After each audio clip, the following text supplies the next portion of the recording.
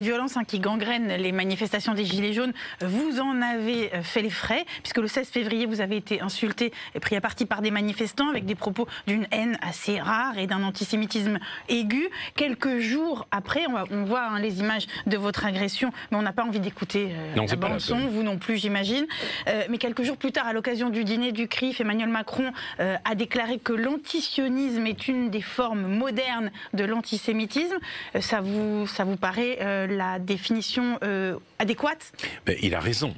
Bien sûr, il a raison. De là à incriminer l'antisionisme, il y a un pas qu'il est très difficile de franchir.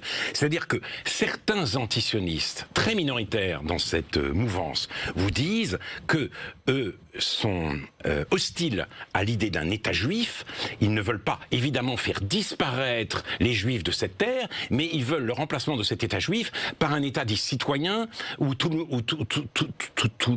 les personnes jouiraient de droits égaux. C'est utopique, c'est complètement idiot, mais il n'y a pas d'antisémitisme là-dedans. Cependant, l'antisionisme majoritaire aujourd'hui, c'est tout autre chose.